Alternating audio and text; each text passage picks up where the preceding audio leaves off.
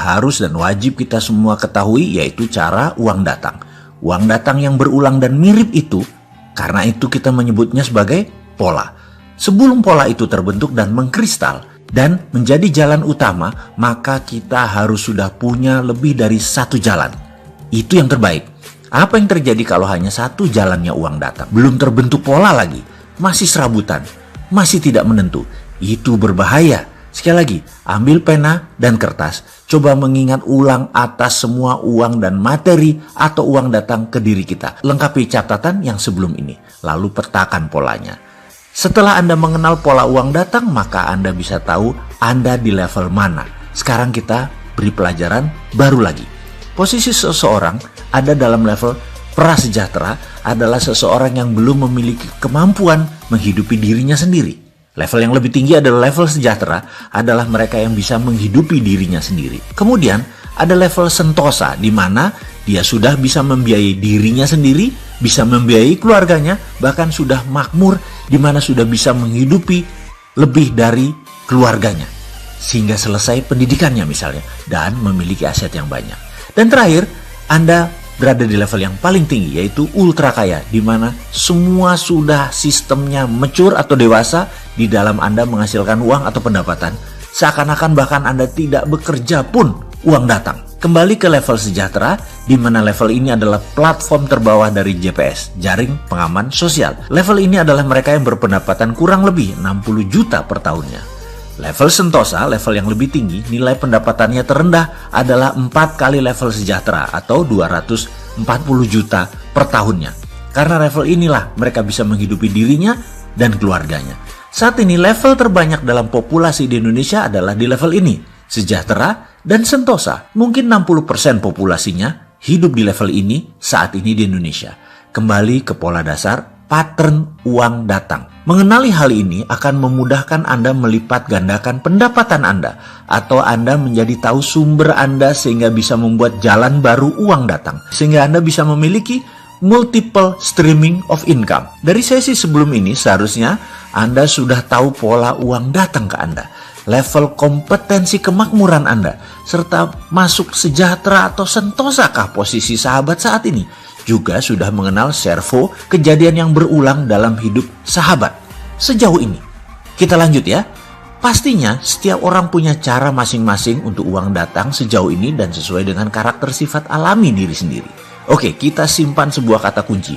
Uang datang sesuai karakter sifat alami manusia. Dan kembali ke pola. Sekarang perhatikan pola uang keluar dari Anda. Untuk apa saja uang keluar tersebut? Coba perhatikan 10 tahun atau 5 tahun terakhir ini, kemana saja Anda memanfaatkan uang Anda.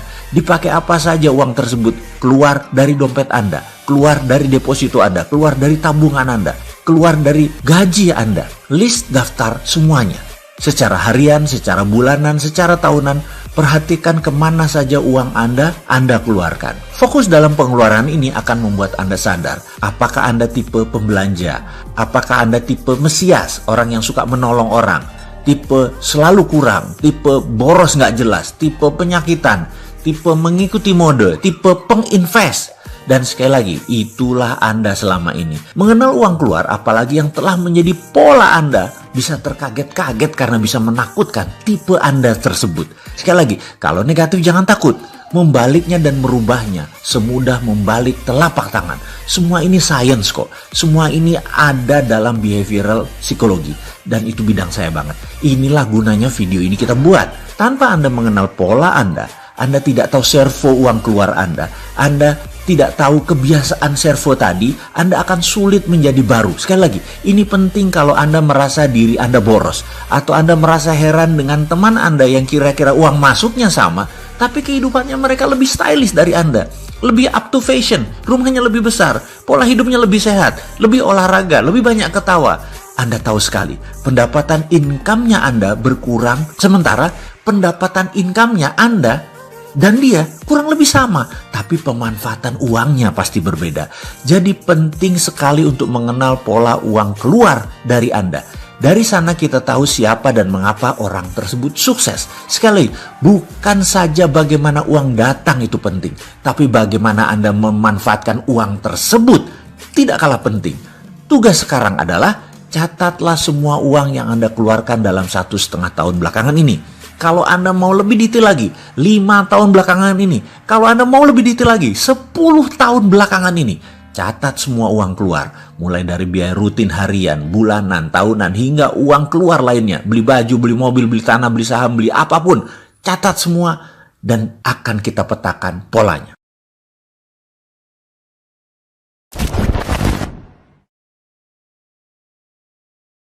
How is the money comes to you? Ini sekilas fakta tentang otak. Bangsa manapun di dunia, ukuran otaknya atau volume otaknya, ukuran panjang sarafnya, jumlah pengantar kimia dalam otak, sensornya, semua sama. Kecepatan kemampuan berpikir yang diolah oleh sebagian orang yang disebut IQ juga tidak berbeda jauh. Kemampuan menyimpan data, sama.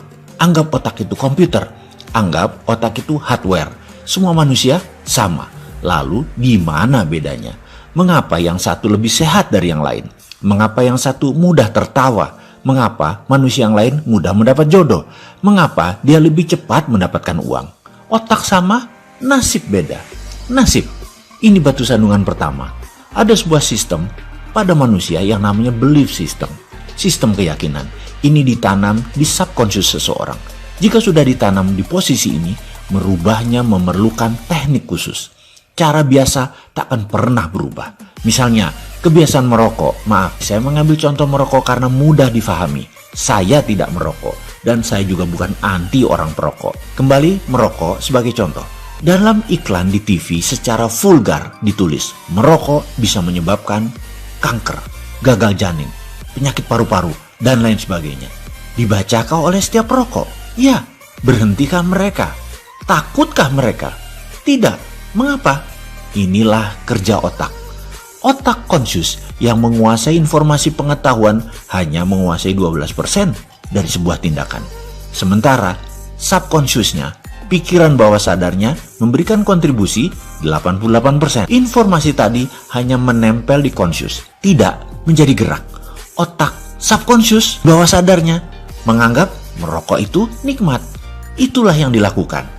Karena 88% yang mengendalikan. Kita kembali ke prosperity conscious, kesadaran kemakmuran, IQ kaya, tulang kaya, balung sugih, apapun itu. Bagi Mind Master, ini adalah software kaya yang mereka miliki. Kesadaran kaya adalah software. Saat ini ada 375 orang kaya memiliki software ultra kaya. Kenapa? Karena kekayaan 3 miliar manusia kalau dijumlahkan sama dengan kekayaan 375 manusia ini. Alias yang 3 miliar manusia tidak memiliki prosperity conscious. Mulai bisa menerima? Masih berat? Di mana nasib?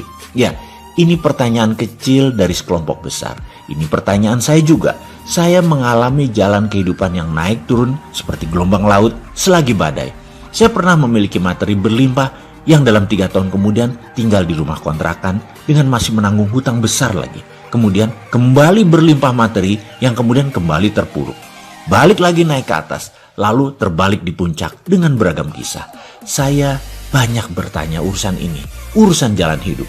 Hingga saya memutuskan belajar kemanapun dan mencari kemanapun untuk mendapatkan jawabannya.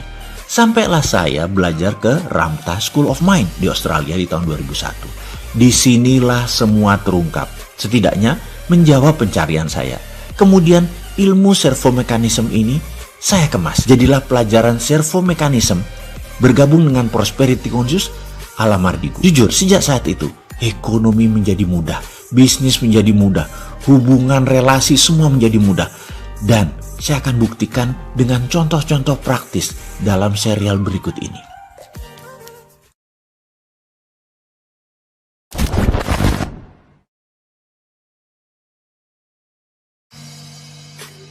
Di Ramtha School of Mind, hari pertama ada 110 murid hadir. Dari 10 negara, ada India, Australia, Filipina, Malaysia, Kamboja, Hong Kong, Jepang, Amerika, Inggris, dan terakhir dari Iran. Saya satu-satunya yang dari Indonesia. Hari pertama perkenalan, masing-masing cerita jalan hidup mereka, masing-masing sharing, berbagi, sedetail dan serinci mungkin. Wah, seperti nonton film drama. Kalah drama Korea, kalah cerita India. Ceritanya seram-seram, menegangkan, taruhan nyawa yang hilang, dan anggota keluarga yang meninggal terbunuh. Hal itu menjadi biasa. parah semua kondisinya. Ada yang usianya 55 tahun selama 40 tahun bekerja hanya untuk membayar hutang. Ada yang bangkrut berhutang dengan geng mafia. Ada yang dikejar-kejar triad dan dibunuh keluarganya. Ada yang ditipu habis-habisan oleh keluarganya sendiri. Pokoknya sulit dibayangkan cerita jalan hidupnya mereka. Bahkan 100 kali mendengar cerita masing-masing, 100 kali saya menangis. Saya tentu tidak boleh menceritakan rincian cerita mereka karena ini menjadi rahasia di antara kami. Di mana kami seakan sudah menjadi saudara sependeritaan. Common sorrow. Jalan hidup saya jika mendengar cerita mereka menjadi tidak sebanding. Tidak ada apa-apanya. Hari berikutnya sang instruktur menceritakan jalan hidup mereka. Sama saja awalnya kusut semua. Mereka berlima, masih muda. Yang paling tua umurnya 35 tahun. Namun rekening mereka paling sedikit adalah 6 juta Aussie dollar. Cabut, itu ucapan saya dalam hati berkali-kali. Pelajaran ini adalah pelajaran yang fair dan adil. Kenapa? Kami dilihatkan ATM mereka. Mereka tidak berdusta. Kenapa saya sebut ini adil? Karena instrukturnya yang 5 orang ini semuanya milioner. Jadi mengajarkan kekayaan dan kemakmuran diajarkan oleh orang yang milioner itu menjadi fair dilihatnya. Mereka tidak berdusta. Mereka tidak berdusta. Diperlihatkan keesokan harinya bagaimana uang itu ada bersama mereka, datang kepada mereka. Mulai melek mata saya. Mulai lompatan-lompatan kecil liar di otak saya berjalan. Gitu ya berkali-kali. Hari berikutnya pelajaran dimulai. Formasi setengah lingkaran tanpa meja. Pelajaran trespassing namanya. Teritori ego kami akan diterabas, akan di-cross, akan dilewati. Siap-siap marah, siap-siap tertusuk hati kami, siap-siap tersinggung. Kami peserta diberi pertanyaan, how is the money comes to you? Bagaimana uang datang ke Anda? Seluruh peserta mendapat giliran. Kalau disamaratakan, semua menjawab hampir sama, yaitu dengan bekerja. Sekali lagi, jika ditanya, how is the money comes to you? Maka rata-rata menjawab dengan bekerja. Pertanyaan berikutnya oleh instruktur, kalau Anda tidak ada uang, apa yang Anda lakukan? Seluruh peserta berbicara bergantian. Kesimpulan, mencari kerjaan. Karena dengan bekerja, kita mendapat uang. Pertanyaan berikutnya, kalau Anda bekerja, apa yang Anda peroleh? Seluruh peserta menjawab, uang. Pertanyaan berikutnya, jadi begitulah cara kerja otak Anda. Untuk mendapatkan uang, Anda harus bekerja. Oke, kita stop sebentar. Ada yang salah dalam pernyataan di atas? Tentu tidak, bukan? Inilah pernyataan dan pertanyaan selanjutnya. Bisakah Anda tidak bekerja? Anda dapat uang? Otak saya kram, macet. Kemudian terdengar suara instruktur melanjutkan. Karena Anda berpikir uang datang kalau bekerja. Kalau tidak punya uang, Anda mencari kerjaan. Dan Anda pikir Anda mendapatkan uang. Padahal itu hanya menyambung hidup. Di akhir bulan uang Anda habis lagi. Dan Anda bekerja lagi. Begitulah roda kehidupan yang Anda putar. Benarkah? Otak saya berhenti. Rasanya tidak ada yang salah. Bukannya itu pemahaman umum. Uang didapat dengan bekerja. Nggak kerja ya nggak dapat duit. Pertanyaan berikutnya agak menohok ke saya. Anda bertuhan, Mr. Mardigu? Anda percaya Tuhan? Saya jawab, iya pasti. Tuhan Anda bisa apa? Kalau ini bukan pelajaran trespassing, sudah ngamuk saya. Tuhan saya bisa segalanya. Memiliki semuanya. Dan dia adalah ketidakterhinggaan. Jawab saya dengan nada tidak nyaman. Instruktur saya bernama Geoff mendekat. Tuhanmu tak terhingga dan bisa ngapain aja. Bisa semuanya. Dia berkata begitu. Bisakah Anda meminta pada Tuhanmu? Kamu di rumah, duduk dengan orang yang mencintaimu dan yang kamu cintai, mengerjakan sesuatu yang sesuka-sukamu, uang kamu tak terhingga. Bisa nggak? Saya gelagapan. Ditekan lagi. Bisa nggak Tuhanmu mendatangkan uang kepadamu tanpa kerja, hanya mengerjakan yang kau cintai, dapat uang tak terhingga? Bisakah? Bisa, saya jawab keras. Kenapa kamu tidak minta itu?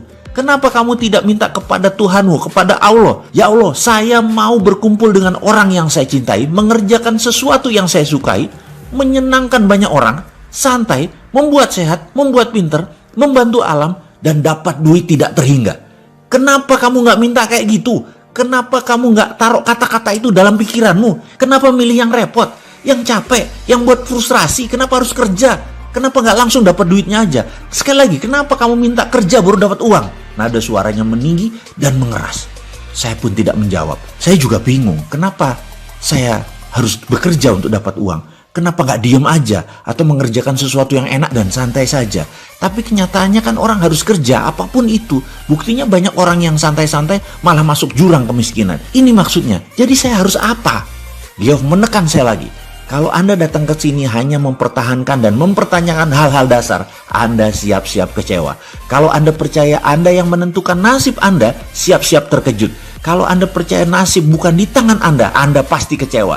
Kalau Anda percaya Tuhan bisa melakukan apapun dan Anda bisa mendapatkan apapun, kalau Anda percaya garis tangan sudah ditentukan sebelumnya, Anda pasti frustasi.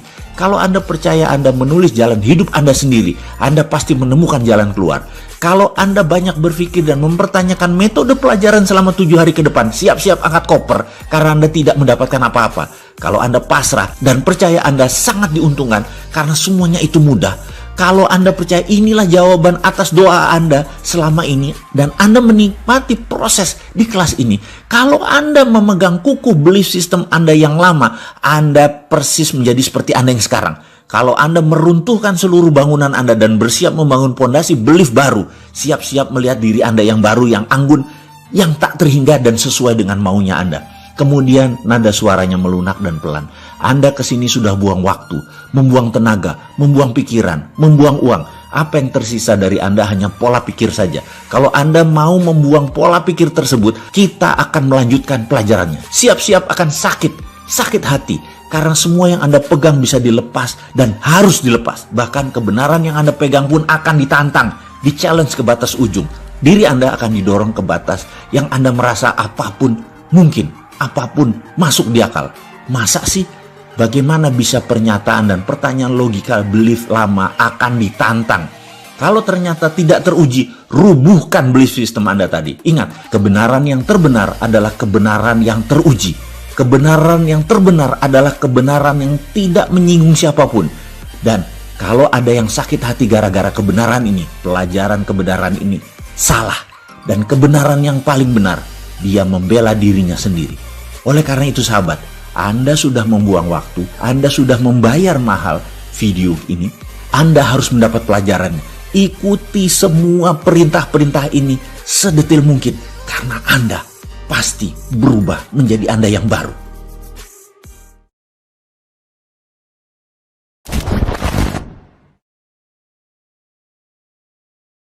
Sepulangnya dari belajar, jujur, 3 bulan setelah kembali, saya belum mulai mempraktekkan apapun. Belief system saya tertabrak-tabrak. Pertanyaan, nasib kita yang menentukan? Sementara saya punya keyakinan nasib ditentukan Tuhan. Sebuah tabrakan belief system. Saya belum bisa menerima. Kalau saya tidak terima, maka saya harus menerima kondisi saya sekarang, berhutang dan hidup susah waktu itu. Memulai sesuatu akan terbawa putaran yang sama. Memulai yang baru harus merubah belief system. Ini pengalaman saya dan mungkin hanya terjadi pada saya. Saya juga teringat sebuah pelajaran dasar. Salah satunya pelajaran meng-cancel doa. Dalam sebuah sesi di sana ada pelajaran untuk berpikir dan berdoa yang tidak boleh di-cancel. Seperti detailnya ada juga di dalam video Road to Billionaire, karya saya terdahulu. Baik, sekarang kita beri contoh seperti pengalaman saya di dalam kelas waktu itu. Saya diperintahkan memohon. Waktu itu saya disuruh memohon kepada Allah untuk memberikan uang 1 miliar pada akhir bulan ini. Saya manut, saya berkata, "Ya Allah, saya meminta uang 1 miliar di rekening saya pada akhir bulan ini." Lidah saya mengucap, hati kecil saya berkata, "Mungkinkah?" Dan perkataan di hati kecil tersebut, di pelajaran tersebut, saya peroleh artinya meng-cancel doa. Hal itu membatalkan doa. Kita tidak boleh mempertanyakan doa yang kita buat sendiri, karena itu artinya meng-cancel. Dalam membuat permohonan, sekali lagi, kita tidak boleh cancel.